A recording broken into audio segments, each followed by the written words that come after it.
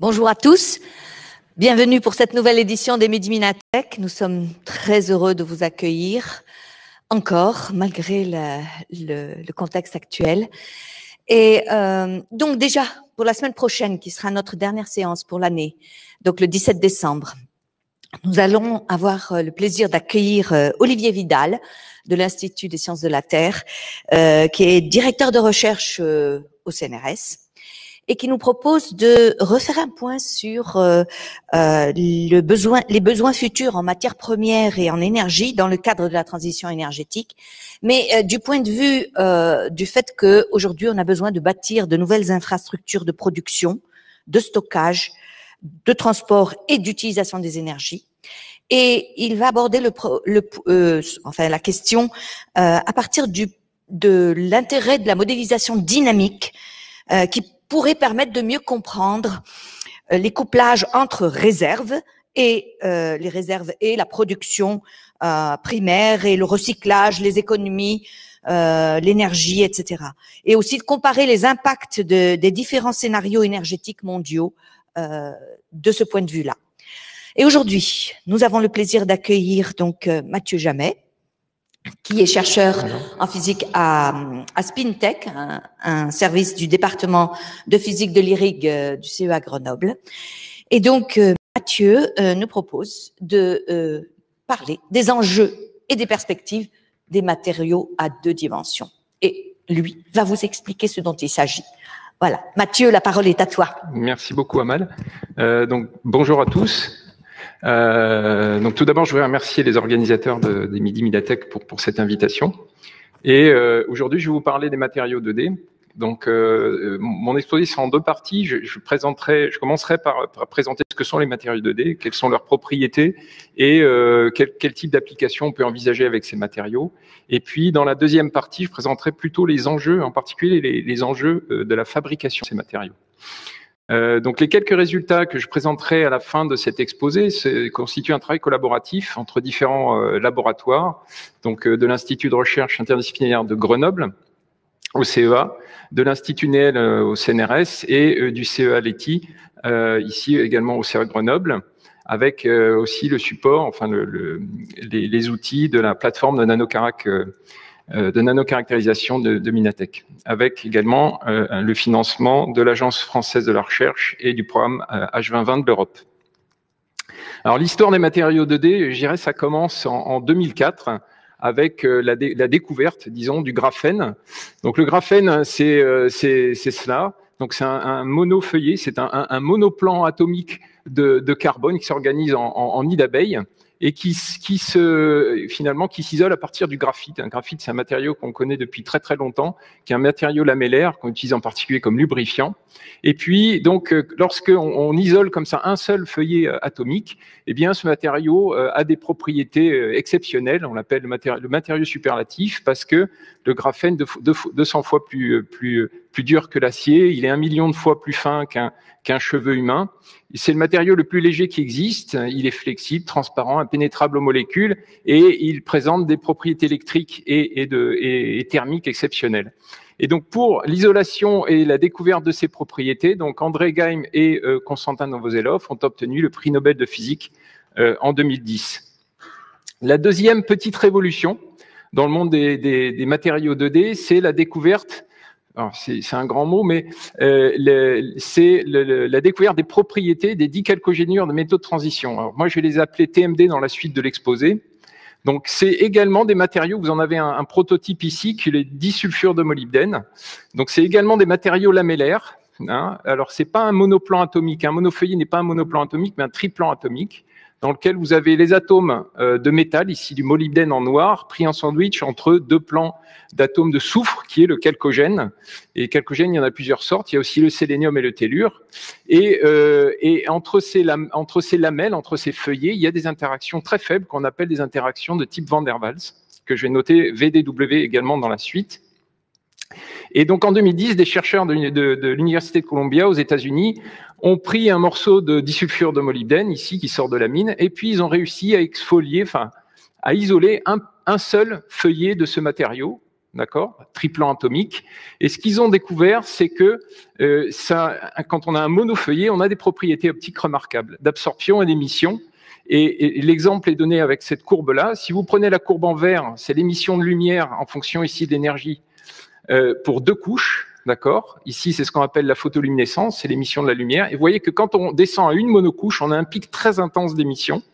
Et ça, c'est lié au fait que quand on va isoler un monofeuillet, par des effets de confinement quantique, finalement, ce matériau qui n'avait pas de propriété optique particulière en massif, eh bien, il va présenter des propriétés optiques remarquables parce qu'il devient ce qu'on appelle un semi-conducteur à bande interdite directe.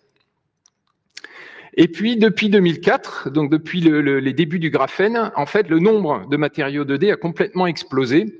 Il y a un véritable boom dans ce nombre de matériaux. Et ici, donc, j'ai tiré cette image d'un article. C'est ce que j'appelle la constellation des matériaux 2D. Vous en avez, vous voyez tous ces matériaux qui existent, qui ont été isolés. Ici, ils sont classés en fonction de la longueur d'onde de la lumière qu'ils peuvent émettre ou absorber, des micro-ondes aux ultraviolets. Et sur cette image, j'ai isolé ici le graphène dont j'ai parlé et les TMD, donc le fameux disulfure de molybdène. Mais si on creuse un peu, en fait, parmi tous ces matériaux, on trouve des métaux. Donc ici, le disulfure de vanadium, des supraconducteurs, le disulfure de niobium, des matériaux ferroélectriques, comme ici le sulfure d'étain, des aimants, des matériaux magnétiques, le triodure de chrome et des isolants. Ici, le nitrure de bore hexagonal. Et sachant que pour chacun de ces matériaux à l'échelle bidimensionnelle, ils présentent des propriétés physiques comme le magnétisme ou la métallicité, qui sont différentes de leurs matériaux massifs, du fait de leur caractère bidimensionnel. Alors pourquoi ces matériaux ils ont un tel succès? En fait, ça se résume en 2 points.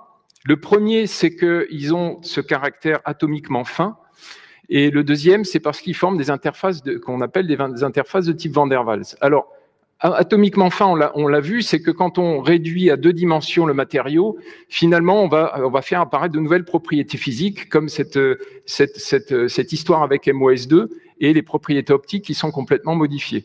On a aussi de la nouvelle physique, qu'on appelle la physique excitonique. On peut aussi faire des émetteurs quantiques de lumière.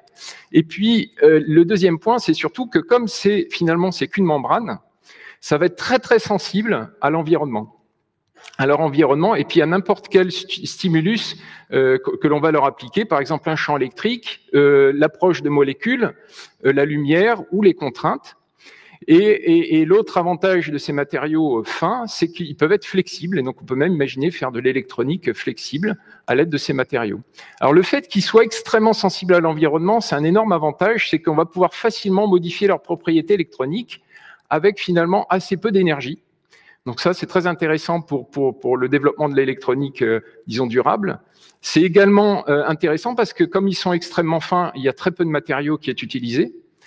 Et ils vont être très faciles à graver. Si on veut dessiner des dispositifs électroniques, évidemment, s'il y a quelques atomes à graver, c'est bien plus facile que si on a une couche épaisse de matériaux à graver pour dessiner un transistor, par exemple.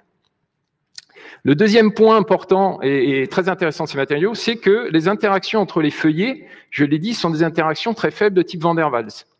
Et donc ça, c'est un avantage, c'est parce que cet avantage, c'est que les interfaces que l'on va obtenir vont être extrêmement abruptes et propres. Il n'y aura jamais de réaction chimique, ni de mélange d'atomes aux interfaces. Et ça permet d'étudier toute une physique qu'on appelle les effets d'interface, qu'on utilise beaucoup, nous par exemple à Spintech en spintronique.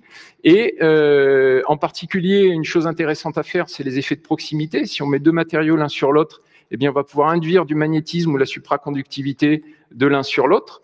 Et en électronique, il y a quelque chose qui est très intéressant aussi avec ces empilements, c'est qu'on peut faire l'ingénierie de bande. Parce que dans le cas de ces matériaux 2D, quand on les colle, en fait, on a ce qu'on appelle des offsets de bande qui sont parfaitement définis. Et on peut fabriquer comme ça, à façon, des dispositifs d'électronique en contrôlant parfaitement les alignements de bandes dans ces hétérostructures. Donc, ce que je disais, c'est qu'on fait une nouvelle physique en empilant et on peut faire des dispositifs verticaux parfaitement contrôlés. Donc, à l'image de cet empilement-là, un peu comme si on empilait des Legos les uns sur les autres. Et l'empilement, en parlant d'empilement, il y a un domaine qui s'est développé très récemment qu'on appelle la twistronique. C'est un peu marrant. C'est l'idée de prendre deux matériaux bidimensionnels et de les coller l'un à l'autre, mais au lieu de les coller comme les Lego où on met les bosses au niveau des creux et on n'a pas le choix d'orientation, les matériaux 2D, finalement, on peut prendre deux plans et les orienter un petit peu comme on veut. Et là, l'analogie, ça va être le pli dans le rideau. Si vous avez un pli dans un rideau que vous regardez au travers, vous avez toujours une espèce de figure de moiré qui apparaît. Et là, c'est exactement le même principe. Quand vous prenez deux réseaux cristallins et vous les tournez l'un par rapport à l'autre, vous allez faire apparaître un réseau comme ça, régulier, qu'on appelle un réseau de moiré. Et ça va conférer à la couche, à la bicouche, du coup, des propriétés physiques complètement différentes. Donc ça, c'est dans le cas du graphène, par exemple. Vous prenez deux plans de graphène, vous les collez l'un à l'autre avec un angle magique de 1,1 degré. Et avec cet angle, eh bien, cette bicouche devient supraconductrice. Alors certes, pas jusqu'à des très hautes températures, on reste 1,7 Kelvin au-dessus, 1,7 degré au-dessus du zéro absolu. On peut aussi fabriquer un aimant avec deux plans de carbone. Alors encore une fois, la température est faible, c'est pas un aimant de frigo, mais voilà, on a montré qu'on pouvait, en tournant deux plans de carbone, induire du magnétisme. Alors le problème, j'en arrive aux enjeux, le problème de ces matériaux, c'est que la très grande majorité des études qui ont été réalisées avec ces matériaux, elles ont été réalisées sur ce qu'on appelle des flocons ou des flakes qu'on obtient à partir de matériaux massifs. Et ces flocons ou flakes, en anglais, ils ont des tailles de l'ordre du micron, voilà, 1 à 10 microns de large. Malgré cela, eh bien, avec ces flocons, on a pu démontrer qu'on pouvait fabriquer un transistor, des photodétecteurs, des diodes électroluminescentes, des cellules solaires, des émetteurs quantiques. Donc ça a été très intéressant. Mais si on veut, dans le futur, utiliser ces matériaux vraiment pour des applications concrètes, il va falloir qu'on les fabrique sur des grandes surfaces et avec des qualités cristallines qui vont être de la même qualité que le silicium qu'on peut trouver dans les systèmes de microélectronique actuels. Alors, voilà comment ça se passe aujourd'hui. On prend un morceau, alors c'est très grossier, les choses ont un peu évolué depuis, mais disons que le principe est toujours le même. On prend un morceau de massif, ici c'est le MOSE2, on prend un rouleau de scotch, avec le scotch on va retirer quelques feuillets au matériau, puis on va presser ça sur un substrat, et puis quand on retire le scotch, eh bien on a transféré comme ça des petits flocons de différentes tailles, voilà, de quelques microns, et puis quand on est chanceux, on a isolé un monofeuillet ici du MOSE2. Voilà comment ça se passe. Alors maintenant, les techniques ont un peu évolué, c'est plus du scotch, mais des polymères, mais disons que la philosophie est toujours la même. Alors évidemment, ça, on ne pourrait pas transférer ça sur des plaques de silicium pour fabriquer des millions, voire des milliards de transistors. Et donc, ce qu'il va falloir faire, c'est fabriquer sur de grandes surfaces et des monocristaux de ces matériaux 2D. Et une façon de faire, c'est d'utiliser la croissance par épitaxie. Et pour rappel, l'épitaxie, c'est ce qui a permis l'essor de la microélectronique en fabriquant du silicium ou du germanium de très haute qualité. Et donc, il faut faire la même chose maintenant avec ces matériaux 2D. Et quand on parle d'épitaxie, de croissance par épitaxie, il y en a deux types. Il y a ce qu'on appelle l'homoépitaxie et l'hétéroépitaxie. Donc, l'homoépitaxie, c'est facile. On fait pousser un matériau A sur un matériau A. Donc, du silicium sur du silicium. Et en général, ça se passe bien parce que les atomes vont bien s'organiser les uns au-dessus des autres. Et en fait, on va continuer le cristal de cette façon, sans défaut. Maintenant, si on fait l'hétéroépitaxie, on veut fabriquer un matériau bleu ici sur un matériau rouge. Et dans ces cas-là, vous voyez le paramètre de maille, ici, les distances entre atomes ne sont pas les mêmes. Donc là, il y a deux cas de figure. Soit vous avez une différence de paramètre de maille qui n'est pas trop forte, auquel cas vous allez faire pousser le matériau bleu sur le rouge en étirant son paramètre de maille, mais ça jusqu'à une certaine épaisseur. Donc on va dire que la couche est contrainte, la couche bleue. Et puis si le paramètre de maille, la différence de paramètre de maille est beaucoup trop grande, en fait, on va casser le cristal dès le premier plan atomique. On va fabriquer ce qu'on appelle des dislocations d'interface. Et là, on imagine que si on maintient un matériau 2D, si on met tout de suite des défauts dans le premier plan, le matériau 2D, il sera de très mauvaise qualité. Alors, les matériaux 2D, il y a une autre contrainte, c'est qu'ils ont, quasiment pour la grande majorité d'entre eux, ils ont, quand on les regarde, une symétrie hexagonale, le fameux nid d'abeille. Donc, il faut trouver un substrat pour faire cette hétéroépitaxie, qui est ces symétries. Et puis, surtout, il va falloir que la différence de paramètre de maille entre le 2D qu'on veut fabriquer et le substrat soit extrêmement faible. Et là, on n'a pas de chance parce qu'il n'existe pas, ce type de substrat n'existe pas pour les matériaux 2D conventionnels. Donc ça, c'est le premier problème. Il y a deux autres contraintes qu'il faut prendre en compte quand on fait l'épitaxie de ces matériaux 2D. C'est que, comme c'est des membranes, finalement, ils sont extrêmement fins, il faut que le substrat sur lequel on les fait pousser soit parfaitement plan. Et là, deux exemples de défauts qui vont être introduits si la surface n'est pas parfaitement plane. Ici, vous avez une monocouche de ce matériau, MoTe2, qui est fabriqué sur un substrat d'arsénium d'indium. Eh bien, vous avez une marche atomique, même une marche atomique au niveau de ce substrat. Vous voyez que ça coupe la couche en deux. Donc, si on veut faire passer du courant électrique, c'est fichu. On ne pourra pas faire passer de courant de la droite vers la gauche. Ici, vous voyez une couche de disélénium de tungstène sur l'arsénium de gallium. Et là, pareil, il y a une marche atomique qui fait que ça va déformer la couche. Et donc, localement, on va avoir des contraintes qui vont également modifier la structure électronique du matériau. Donc, le mieux, c'est d'avoir effectivement un substrat qui est parfaitement plan. Et le deuxième problème, qui lui est inhérent au fait qu'on utilise des chalcogènes, comme le sélénium, le soufre ou le tellure, c'est qu'ils sont extrêmement réactifs avec les métaux. Et l'exemple typique, c'est que si on veut fabriquer du MoSe2, on va déposer du molybdène, du sélénium, sur un cristal hexagonal d'oxyde de zinc. Eh bien, en fait, ce qu'on va former, c'est l'oxyde de molybdène et le sélénium de zinc. On échange les deux métaux, parce qu'il n'y a pas de compatibilité chimique. Donc voilà les deux défauts importants, enfin les trois défauts, disons, qui nous empêchent de fabriquer facilement ces matériaux 2D. Et la solution que nous on a adoptée, que plusieurs groupes ont adoptée, c'est d'essayer de réduire au maximum l'interaction de la couche avec son substrat. Et l'interaction qu'on a d'habitude quand on fait l'épitaxie, c'est des liaisons pendantes. C'est des électrons qui ne demandent qu'une chose, c'est de se lier à un autre électron pour fabriquer une liaison chimique. Et ce sont des liaisons qui sont très fortes. Donc ça, c'est une échelle en énergie, en électronvolts par atome. Eh bien, il serait beaucoup plus judicieux d'utiliser des liaisons de type Van der Waals, comme dans les feuillets, qui sont des liaisons qui sont 10 à 100 fois moins énergétiques, et donc qui permettraient de réduire au maximum l'interaction entre le substrat et la couche. Et de cette façon, il faut pas avoir une interaction nulle, parce que si on a une interaction nulle, on fera pas l'épitaxie, on n'orientera pas les grains que l'on fabrique sur la couche. Donc il faut qu'il y ait une interaction, mais pas trop forte. C'est ça le principe. Et deux façons de faire, soit on passive complètement la surface, où il y a plein d'électrons qui attendent qu'une chose, c'est de faire des liaisons chimiques. On la passive, on parle alors d'épitaxie de quasi Van der Waals, ou bien on prend un substrat qui lui-même est Van der Waals. Et ça, c'est l'épitaxie de Van der Waals classique. Et donc, ce concept, il date du début des années 90. Ça a été montré au Japon sur ces deux matériaux-là, soit sur du GAS dont la surface a été passivée, soit sur du mica qui est lui-même un matériau Van der Waals. Et pour vous illustrer un petit peu ce que signifie l'épitaxie de Van der Waals, ici, on a fabriqué du MoSe2 sur du graphène. Alors, le graphène est de très bonne qualité. C'est un joli monocristal qui pousse sur le carbure de silicium. On a fabriqué du MoSe2, un monofeuillet, mais on n'a pas fait une couche complète. On n'a fait que des petits flocons. Donc vous en avez un ici, qu'on voit en microscopie à effet tunnel, il fait 50 nanomètres. Il ressemble furieusement à un ourson au chocolat. Et maintenant, si on image cet ourson ici avec le même microscope, vous voyez qu'il a une position sur la surface de graphène ici. Sur cette position-là, les axes cristallins du MoSe2 et du graphène sont confondus.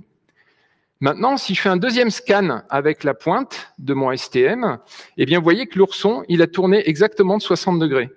Donc, ça veut dire deux choses. Ça veut dire que l'interaction, finalement, avec le substrat n'est pas trop forte, mais suffisamment forte pour que l'ourson, il reste toujours aligné sur les axes cristallographiques de mon graphène. Donc, c'est ça l'illustration de ce qu'on appelle l'épitaxie de Van der Waals. Une interaction, mais pas trop forte. Et nous, pour déposer le molybdène et le sélénium, on utilise des bâtis d'épitaxie par jet moléculaire. Cette technique que j'ai appelée MBE dans la suite de l'exposé. Donc, vous voyez, c'est un fatras de câbles, de tubes, de gamelles en inox, avec plein de pompes. Et alors, ça semble très compliqué comme ça. Donc, on a deux réacteurs, un pour faire du sélénium, l'autre pour faire du tellure. Et pourquoi on utilise tant de pompes et de matériel? C'est parce que dedans, on veut fabriquer ce qu'on appelle un ultra-vide. Et quand je dis ultra-vide, ça veut dire qu'on est au 10 millième de milliardième de la pression atmosphérique. Autant dire que dans les gamelles, il n'y a rien, en fait. Et pourquoi on met rien dans ces gamelles? C'est parce que ensuite, eh bien, on va envoyer les atomes sur le substrat un par un pour fabriquer nos couches. Et par exemple, du molybdène, on l'évapore avec un canon électron, on bombarde une cible de molybdène, ça évapore des atomes de molybdène qui vont arriver sur la surface. Et le sélénium, par exemple, il est utilisé avec un creuset que l'on chauffe. On va évaporer des atomes et fabriquer comme ça nos couches. Avec ici un exemple d'1 cm², c'est une couche de MoSe2 sur du saphir. Et l'avantage d'être dans ces conditions d'ultra-vide, c'est que finalement, les couches sont ultra pures. Il n'y a pas d'impuretés qui vont venir dedans. On va faire des cristaux extrêmement purs. On a aussi des outils dedans pour contrôler le nombre de couches qu'on va déposer. Et puis, en changeant finalement le métal et puis en gardant le sélénium, on va pouvoir faire des fameuses hétérostructures, les fameux Lego que j'ai présentés au début de l'exposé. Maintenant, quelles sont les stratégies de croissance? Parce qu'on dépose les atomes, mais il faut savoir comment va pousser la couche. Alors, la façon la plus naïve de voir la chose, qui est fausse, c'est de se dire, voilà, on va poser les atomes, il va se former un petit noyau de la couche, par exemple, d'MOSE2, ici, hein, un petit triangle, et puis on va continuer à poser des atomes, et ce qui va se passer, c'est que ce machin-là, il va pousser sur des centimètres carrés, sous la forme d'un joli monocristal. Alors ça marche absolument pas. Le record mondial de ces petits triangles, c'est 2 mm. On en voit un là, ici, qui a été fabriqué. Nous, avec la MBE, ce qu'on fait, c'est qu'on va beaucoup nucléer. On va nucléer énormément de petits noyaux comme ça. Et notre but, évidemment, c'est que tous ces noyaux soient tous alignés. Parce que quand ils vont croître et coalescer, on va faire un joli monocristal sur toute la surface de notre substrat. Donc ça, c'est ce qu'on veut faire. Alors, encore une fois, il y a des problèmes. Le problème, il y a 2 problèmes principaux dans cette stratégie. La première, c'est ce qu'on appelle la mosaïcité. Ici, vous avez le cristal de graphène en gris et puis un petit noyau d'MOSE2 qu'on a fabriqué en codéposant les atomes de molybdène et les atomes de sélénium. Et ici, je note θ, l'angle entre les axes cristallaux, enfin le cristal de graphène et le cristal d'MOSE2. Et si, alors évidemment, on peut faire tourner ce petit noyau en fonction, on peut faire tourner ce noyau sur le graphène et changer cet angle θ. Et si on regarde le paysage énergétique en fonction de θ, vous voyez qu'il est constitué de creux et de bosses, et avec un creux plus profond. Si creux plus profond signifie que l'énergie est la plus faible, donc le système est le plus stable. C'est exactement quand on a l'alignement des 2 cristaux, MOSE2 sur graphène. Mais si on s'en écarte, en fait, on voit que le système peut être piégé dans un petit puits d'énergie et pas exactement dans la direction exacte des axes du cristal de graphène. Et donc, ce grain de MOSE2, il va être désorienté, légèrement désorienté. Là, l'échelle, c'est de l'ordre du degré. Hein. Et ça, pourquoi il va être piégé là? Pourquoi on a des creux ici? Parce qu'en fait, quand on tourne ce noyau sur le graphène, il y a des coïncidences atomiques. Et on va fabriquer des moirés. En fait, c'est les fameux moirés que je vous ai montrés au début de l'exposé. Quand on tourne, on fabrique des moirés, et ça va avoir tendance à stabiliser le système. Mais pas exactement dans la direction d'alignement des 2 cristaux. Et donc, ce qui va se passer, c'est que, et ça c'est le gros problème de l'épitaxie van der Waals, c'est comme l'interaction entre le graphène et MOS2 est faible, et bien finalement, quand le noyau est tout petit, il peut tourner, et il va hélas, de temps en temps, se bloquer dans une position qui n'est pas alignée avec le cristal. Et ça conduit à des grains qui vont pousser les uns à côté des autres, tous pas parfaitement orientés les uns par rapport aux autres. Et on arrive comme ça, ce qu'on appelle la mosaïcité, c'est la distribution angulaire des grains, qui sont de l'ordre de quelques degrés sur graphène. Ça, c'est le premier problème.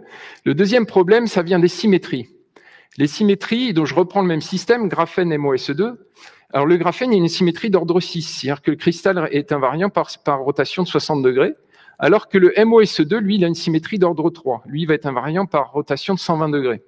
Donc, de cette façon, en fait, les grains d'MOSE2 vont avoir plusieurs façons de pousser sur le graphène, en particulier deux positions, triangle vers le haut, triangle vers le bas, que je vais appeler A et B pour les polarités.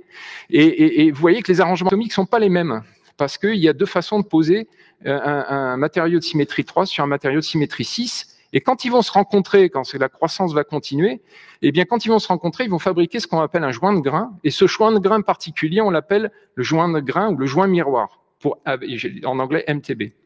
Et ces joints miroirs, c'est très joli quand on fait la croissance, parce que ici, vous avez un cliché de microscopie à effet tunnel. En fait, ces défauts miroirs, ils forment un réseau en roue de wagon, c'est magnifique. Ça fait des filaments comme ça, et ces filaments, en plus, sont métalliques, d'accord, dans une couche qui, elle, est semi-conductrice, c'est-à-dire que si on faisait passer un courant, finalement, il passerait dans les roues de wagon, donc c'est très joli. Et par contre, ce que l'on a pu montrer, c'est que ici, vous avez un cliché de microscopie électronique à transmission, et tous les traits noirs, ce sont ces fameux défauts ici que j'ai appelés les joints miroirs. Eh bien, si on recuit très fortement à 700 degrés ici en envoyant du sélénium, eh bien on voit qu'on les fait disparaître. La densité est bien plus faible. Donc, c'est des défauts, en fait, ces défauts-là qui se guérissent. Donc, c'est pas les pires. Donc voilà, la stratégie, c'est d'essayer de faire, disons, notre stratégie, ce serait de fabriquer des grains comme ça, tous orientés, de la même polarité, et de cette façon, quand ça va croître, on fait un monocristal. Et pour ça, donc j'ai dit, il faudrait contrôler l'orientation, donc de deux grains de même polarité. Alors ça, c'est le moins grave, parce que si on regarde le joint de grains entre deux grains A, de polarité A, mais avec une désorientation de l'ordre du degré, finalement, le défaut que l'on forme au niveau du joint de grain ne comporte pas trop de défauts. Donc, à la rigueur, on pourrait vivre avec. Donc, c'est pas le plus embêtant. Après, j'ai parlé de la polarité. Donc, on peut avoir la polarité de deux grains de polarité A et B, parfaitement orientés. Dans ce cas-là, on forme le fameux joint miroir. Et ici, vous avez une image de microscopie électronique avec trois grains, un grain polarité A, un B, un A. Et en fait, quand le A et B ici sont deux grains alignés, vous retrouvez ce joint, ce qu'on appelle le joint miroir, qu'on peut corriger en chauffant l'échantillon. Par contre, le défaut le plus embêtant, je dirais, c'est celui-ci. C'est lorsque vous avez deux grains de polarité opposés, A, B, mais qui sont en plus désorientés. Et donc là, on va fabriquer des défauts. Alors ici, qu'on appelle 4, 4, 8, c'est le nombre d'atomes qu'il y a dans les petits cycles que vous voyez là le long du défaut. Et ça, ce sont des défauts qui sont beaucoup plus embêtants parce qu'ils sont difficiles à guérir. Des fois, ils sont même plus stables que la couche elle-même. Donc c'est beaucoup plus difficile à corriger. Donc voilà pour les stratégies de croissance et les défauts que l'épitaxie de Van der Waals finalement introduit. Malgré cela, donc notre travail, c'est d'essayer de trouver les meilleures conditions de croissance et les meilleurs substrats pour obtenir des monocristaux 2D sur des grandes surfaces. Ça, c'est notre travail. Et récemment, donc ces 2 dernières années, il y a eu d'énormes progrès faits grâce à la MBE sur la croissance et la fabrication de ces matériaux 2D. J'en donne 2 exemples. Ici, vous avez le diséléniure de tungstène. En microélectronique, ce qu'on aime bien faire, c'est doper électriquement les couches, soit avec des atomes qu'on appelle des atomes donneurs ou des atomes accepteurs. C'est mettre un peu plus d'électrons, en mettre un peu moins. Et ça, en microélectronique, c'est très important pour fabriquer des dispositifs. Eh bien, nous, on a pu montrer qu'on a réussi à faire le dopage de type P, c'est-à-dire plutôt quelque chose qui a tendance à pomper les électrons, dans une couche de tungstène, de diséléniure de tungstène. Donc, vous avez les clichés de microscopie électronique ici, avec les atomes de tungstène et les atomes de sélénium. Eh bien, à cette position-là, on a pu montrer qu'on avait un atome de vanadium qui substituait le tungstène. Vous avez le modèle atomique ici, et puis le cliché de microscopie à effet tunnel, à l'échelle atomique, vous voyez le graphène. Là, il y a une couche de WSE2, et les 2 bosses que vous voyez là, eh bien, c'est 2 dopants de vanadium qui ont substitué du tungstène, et la couche est bien OPP. La deuxième chose qu'on aime faire avec les matériaux en matière condensée, c'est qu'on aime bien fabriquer des alliages. Et ici, on a réussi à allier 2 phases, le VSE2 et le platine SE2, sous la forme, donc ici vous avez un cliché pareil de microscopie électronique, cette fois-ci en coupe. Vous voyez les 5 traits blancs correspondant à 5 couches de cet alliage. Et cet alliage, il contient 65% de VSE2 et 35% de PTSE2. Et c'est un alliage parfaitement homogène, qu'on arrive à fabriquer sur des grandes surfaces également. Et vous avez le cliché de microscopie à effet tunnel associé ici, où on n'a pas fait l'empilement complet, on a imagé avant la complétion d'une couche, et vous voyez que les flaques ici, c'est l'alliage homogène VPTSE2 avec cette composition-là. La deuxième chose, ça fait 8 ans qu'on travaille sur ces matériaux, la deuxième chose que l'on nous a demandé, c'est est-ce que vous êtes capable de faire mieux que les flakes? Finalement, on prend un cristal massif, on exfolie avec du scotch. Est-ce que vous êtes capable de faire mieux que, en termes de propriétés physiques, que les flakes que vous pouvez exfolier? Alors, la réponse elle est à peu près évidente, c'est-à-dire que, effectivement, si on prend un cristal MOSE2 qui sort de la mine, il a recristallisé pendant des millions d'années. Donc, on s'est dit, ça va être peut-être un petit peu difficile de faire exactement, enfin, ou de faire mieux en tout cas. Et ces 2 dernières années, finalement, on a pu faire mieux. Et je vais donner 3 exemples. Par exemple, ici, on a fabriqué du platine SE2, alors sur un substrat d'oxyde de zinc. Alors, dans ce cas-là, c'est stable, contrairement à ce que j'ai raconté avant, parce que le platine ne s'oxyde pas, donc le PTSE2 est très stable sur l'oxyde de zinc.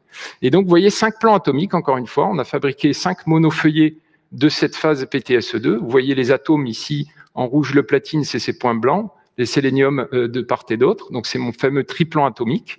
Eh bien, dans ce matériau-là, la mobilité des électrons, ce qui est une propriété importante pour beaucoup de dispositifs en électronique, eh bien, elle est meilleure que dans les flakes ou les flocons que l'on peut exfolier depuis les cristaux massifs. La deuxième preuve qu'on arrive à faire mieux maintenant, c'est, vous voyez, une monocouche, un monofeuillet de cette phase-là, SE2, pardon, sur un substrat de nitrure de bore hexagonal. Eh bien, dans ce cas-là, les propriétés optiques de cette couche-là sont meilleures que les flocons exfoliés. En particulier, la finesse d'émission de la lumière, de la photoluminescence, est bien meilleure que sur des flakes exfoliés. Et puis, le dernier exemple concerne le magnétisme. Ici, vous avez un matériau Van der Waals 2D qui est magnétique, qui est le fer 5 GeTe2. Eh bien, avec la technique d'épitaxie par jet moléculaire, on peut contrôler parfaitement la stoichiométrie, c'est-à-dire la composition. On peut mettre 5 atomes de fer pour un atome de germanium et 2 atomes de tellure. Et dans cet empilement un petit peu complexe ici, vous voyez ici 1, 2, 3, 4, 5, 6 plans, 6 feuillets de cette phase-là. Et la stoichiométrie, c'est-à-dire la composition de ce qu'on a fabriqué, est exactement celle-ci. Et ça nous a permis de contrôler parfaitement le magnétisme de ces couches qui sont magnétiques jusqu'à la température ambiante. Et pour ça, il faut parfaitement contrôler la composition, ce que offre, c'est une propriété qu'offre l'épitaxie par jet moléculaire que l'on utilise.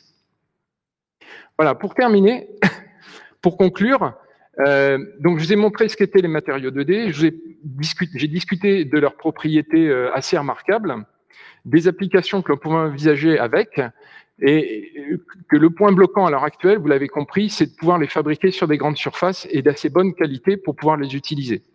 Et pour ça, j'ai montré que cette MBE, cette technique, permet la croissance de ces matériaux 2D sur des grandes surfaces, on peut aller jusqu'à des centimètres carrés, qu'on peut fabriquer des matériaux magnétiques, finalement, lamellaires et voire bidimensionnels, en contrôlant parfaitement les compositions, et puis qu'on pourrait, de toute façon, même empiler ces matériaux pour fabriquer de nouvelles hétérostructures qu'on appelle les hétérostructures de type Van der Waals. C'est les fameux Lego, voire même des Lego twistés.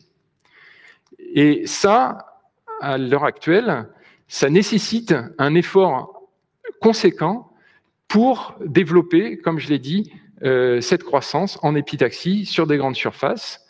Le problème que j'ai soulevé aussi du substrat, de ces symétries, des réactions chimiques, etc., c'est aussi un problème assez ouvert. Il se trouve qu'il y a une sorte de consensus actuellement qui dirait que le nitrure de bore hexagonal est le bon matériau parce qu'il présente toutes les bonnes caractéristiques. Il est ultra plat à l'échelle atomique. Il est inerte, pas de réaction chimique. Et il a aussi le bon avantage d'avoir la symétrie 3, qui est la même symétrie que les matériaux que l'on va faire croître. Et enfin, une chose qui manque également, c'est de développer des modèles pour décrire microscopiquement et physiquement, finement, je dirais, la croissance de ces matériaux dans ce régime que j'ai appelé le régime de Van der Waals. Voilà, avec ça, j'espère que j'en ai dit suffisamment sur les 2D en une demi-heure. Merci beaucoup pour votre attention. Bravo, merci beaucoup pour ta présentation. C'est un domaine de la physique qui est relativement complexe et puis tu as su nous faire passer ça avec les mains, disons, mais très clairement. Merci beaucoup. Merci. Alors, la présentation va être ouverte à tes questions. Je vais passer derrière le pupitre là-bas pour lire les questions qui viendront de loin, mais on a aussi des personnes qui sont ici avec nous dans la salle et qui vont certainement poser des questions. Ah, Mathieu.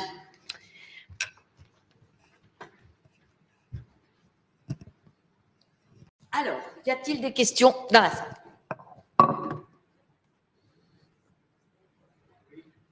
Oui, là.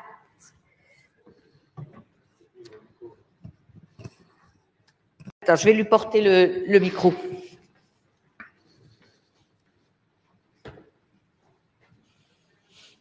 Ici.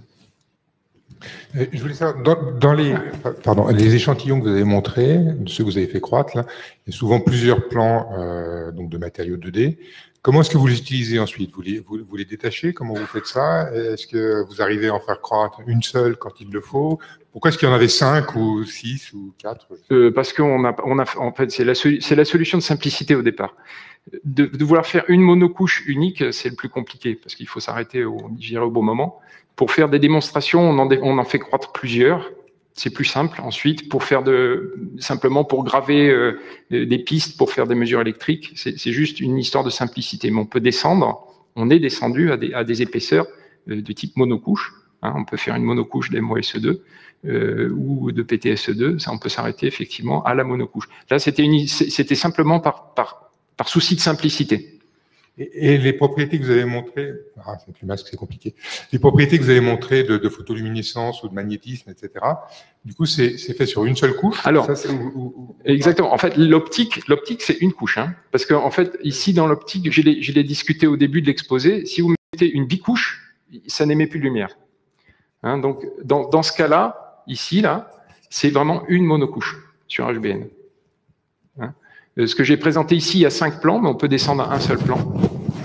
Et le dernier ici, on est en train d'essayer en épitaxie, alors on n'a pas encore démontré en tout cas, qu'on arrive au ferromagnétisme en un plan. Voilà. Pour l'instant, dans ce domaine-là, on est en multiplan. Voilà. Mais on peut descendre à la couche, puisqu'on arrive à contrôler de différentes façons. On a des capteurs qui nous permettent de contrôler à la monocouche près l'épaisseur que l'on dépose. Et on a aussi ce qu'on appelle la diffraction électronique dans ces machines, dont l'intensité va osciller en fonction du nombre de plans qu'on fait croître. Et donc on peut s'arrêter aussi exactement à un monoplan fabriqué sur le substrat. Très bien, merci beaucoup. On va prendre une question à distance. Alors, merci pour ce très bel exposé. Sur quelle taille de substrat arrivez-vous à obtenir des couches homogènes de matériaux 2D? Alors, nous, on travaille les grosses machines que j'ai présentées là. Ça, typiquement, on pose des substrats qui font au mieux peut-être 2 cm². Donc, on est au centimètre carré. Je ne parle pas de surface de type 20 ou 30 cm de diamètre. Hein. C'est l'ordre ici, dans ces bâtis-là, c'est 1 cm². Voilà, l'homogénéité, c'est 1 cm². Ok, très bien. Merci beaucoup. On va prendre une deuxième question à distance. Merci pour la belle présentation. Est-ce que d'autres méthodes de croissance, comme l'ALD ou le CVD, permettent également d'obtenir des matériaux similaires? Ou a-t-on nécessairement besoin de l'ultravide lié à la MBE? Oui, bien sûr. Alors effectivement, je n'en ai pas parlé dans cet exposé, mais à un moment j'ai dit voilà, on utilise cette technique-là pour déposer les atomes. En réalité, il existe beaucoup plus de techniques pour déposer les atomes sur la surface. En particulier, donc il y a la CVD pour Chemical Vapor Deposition, ou il y a aussi la MOCVD. Alors la CVD, ça consiste à envoyer des précurseurs sur la surface, qui est chauffée à très haute température, et ces précurseurs donc réagissent chimiquement pour fabriquer la couche, comme MOS2 ou MOSE2. C'est une technique qui est utilisée. Alors, cette technique permet, est-ce que je peux montrer des choses? Elle permet assez facilement de fabriquer des monoplans sur une surface d'un substrat, comme le dioxyde de silicium, l'oxyde de silicium. Donc, on va fabriquer très facilement des petits triangles qui ont une qualité cristalline qui est très bonne. En revanche, c'est difficile d'avoir l'homogénéité sur des centimètres carrés. Et également, pour le moment, en tout cas, en ce qui concerne la CVD, mais aussi la MOCVD. MOCVD, c'est avec métal organique. C'est une autre technique où on utilise des précurseurs qui sont beaucoup moins stables et qui nécessitent de chauffer un peu moins la surface pour faire la réaction chimique. Mais en tout cas, j'ai pas d'exemple de personnes qui ont réussi à faire ce que j'ai appelé l'épitaxie avec ces techniques-là sur des grandes surfaces. Non, c'est souvent les couches obtenues, si elles sont continues, elles sont souvent polycristallines. Et il y a une autre technique qui est effectivement Atomic Layer Deposition, qui est l'ALD, qui est une sorte de MOCVD. Donc, on envoie des précurseurs et il y a une réaction chimique, mais on les envoie séquentiellement dans le cadre de l'Atomic Layer Deposition. Et ça aussi, c'est également utilisé pour fabriquer des matériaux 2D sur des grandes surfaces. Mais encore une fois, ce que je connais, c'est que ce ne sont pas des couches monocristallines. Ce sont des couches qui sont polycristallines. C'est-à-dire que si on regarde la couche du matériau 2D, c'est constitué de plein de petits grains, typiquement de taille de 10 nanomètres. De quelques 10 nanomètres, et qui sont totalement désorientés les uns par rapport aux autres. Donc on fabrique plein de joints de grains, mais bien pires que ceux que j'ai présentés dans cette présentation, et qui font que les couches sont quand même de moins bonne qualité. Par contre, ces techniques-là ont l'avantage de pouvoir faire des dépôts sur des plus grandes surfaces. Encore une fois, dans le cas de l'épitaxie par jet oculaire, c'est ce qu'on appelle des techniques scalable, c'est-à-dire qu'on peut, si on arrive à le fabriquer sur 1 cm², en principe, en y mettant les moyens, on va pouvoir fabriquer la même chose sur des plus grandes surfaces. Merci Mathieu. On va prendre une question dans la salle. Oui, eh bien. Merci. Merci pour la présentation. Je voulais rebondir sur une question qui a été posée précédemment sur la taille des substrats. La taille des substrats. Oui. Parler de 2 cm là, pour la MBE. Quelle est la taille atteinte pour les substrats d'HBN au niveau industriel, premièrement, et puis deuxièmement, par rapport aux matériaux, on voit sélénium, tellure et autres. Qu'est-ce que tu peux nous dire par rapport à l'approvisionnement, l'abondance, la rareté ou pas de ces matériaux, puisque là, on parle de recherche, donc il n'en faut pas énormément. Mais si un jour, il y a des applications, qu'est-ce qui va se passer? Très bien, merci. C'est une bonne question pour l'HBN en particulier, parce que là, à la fin, j'ai dit que le nitrure de bore hexagonal, donc le fameux HBN ici, il n'existe pas encore sous forme de monoplan, multiplan sur des grandes surfaces parfaitement cristallin et parfaitement plan. Ça n'existe pas. C'est-à-dire que là, le HBN que les gens utilisent pour la recherche, dans le meilleur des cas, c'est un monocristal, d'accord, c'est un morceau massif que les gens exfolient, fabriquent des petits flocons d'HBN et on fait l'épitaxie par-dessus, et là, ça marche super bien. Le problème, c'est que ce HBN de qualité cristalline du massif n'existe pas sur des grandes surfaces et on ne sait pas encore, c'est en cours, hein, la recherche est très active dans le domaine, mais on ne réussit pas encore à fabriquer du HBN monocristallin sur des grandes surfaces. Ça ne marche pas. Enfin, ça ne marche pas. Les gens essaient de développer ça, mais ce n'est pas encore bien au point. Donc oui, le HBN, actuellement, il est sous forme, quand on le veut vraiment de très bonne qualité, c'est sous forme de petits flocons sur lesquels on dépose. Il existe du nitrure de bore hexagonal grande surface, mais souvent c'est polycristallin avec des marches très grandes, et donc la croissance se passe nettement moins bien. Donc ça, c'est un développement. Quand je dis HBN, c'est le substrat idéal. Ça reste un substrat qu'il faut développer. Donc ça, c'est la première chose. En ce qui concerne l'abondance, alors j'ai pas les chiffres en tête, je dis tout de suite, mais il me semble que le sélénium, alors, comme ça naïvement, j'ai envie de dire que le sélénium, c'est quelque chose qui doit être relativement abondant. Alors le tellure, certainement moins. Je suis pas bien sûr. J'ai pas les chiffres encore une fois, hein, donc je dis ça naïvement. Les séléniums, je dirais que oui. Le soufre, c'est extrêmement abondant. Le tellure, peut-être un peu moins, parmi les 3 chalcogènes. Après, dans les métaux, évidemment, il y a des métaux un peu stratégiques. Le platine, on sait que les réserves sont limitées. Bon, mais ça, c'est quelque chose qui, à l'image de ce qu'on a fait avec les matériaux massifs, voilà, il va falloir certainement dans le futur aussi ajuster les matériaux que l'on choisit pour leur caractère durable et voilà. Et effectivement, l'autre avantage des matériaux 2D, c'est que même s'ils sont critiques, finalement, on met qu'un plan atomique. Donc c'est très peu de matière au final. Hein, c'est ridicule la quantité de matière qu'on dépose pour un monoplan. Donc voilà, ça laisse un peu plus de flexibilité en termes d'approvisionnement. Très bien, merci beaucoup Mathieu. On avait une question à distance que j'ai vue passer concernant, alors peut-être si on ne l'affiche pas, je vais la reposer par moi-même. La question concernait alors, oui, au cours du dépôt, c'est bien celle que je viens de voir, au cours du dépôt, y a-t-il des endroits avec des monocouches et d'autres avec des multicouches? Est-ce que tu as une homogénéité sur le nombre de couches que tu déposes? Alors ça, c'est une très bonne question aussi. On ne peut pas éviter, c'est très difficile d'éviter la croissance de la deuxième couche. C'est-à-dire qu'on va avoir la monocouche, mais par endroits, on a des petits îlots de deuxième couche qui poussent. Ça, effectivement, parce que on n'a pas les outils in situ pour regarder combien de couches exactement on va faire pousser. On n'a que des informations statistiques avec les outils qu'on a dans la machine. Donc c'est vrai qu'on peut pas empêcher que la deuxième couche commence à pousser sur le premier plan qu'on vient de faire pousser. C'est assez difficile parce que c'est pas auto-limitant. Alors il y a certains matériaux dont la croissance est auto-limitante. Par exemple, si on utilise le platine SE2 dont j'ai parlé, si on le fait croître sur du platine, c'est ce qu'on appelle une réaction autolimitante, c'est assez amusant, c'est-à-dire que si on sialénise du platine, il ne va se former qu'une seule couche de PTSE2. Jamais de deuxième couche, jamais de troisième, mais une seule. Et donc ça, c'est très intéressant. C'est ce genre de matériaux qu'on peut fabriquer très facilement en monocouche. Reste ensuite à le détacher pour le poser sur des dispositifs, des contacts, etc. Mais en tout cas, c'est une réaction autolimitante. Donc c'est le seul exemple que j'ai en tête où on est sûr d'avoir une et une seule monocouche. Ok, très bien. Merci beaucoup. Alors, est-ce qu'il y a des questions dans la salle? On en a encore en ligne.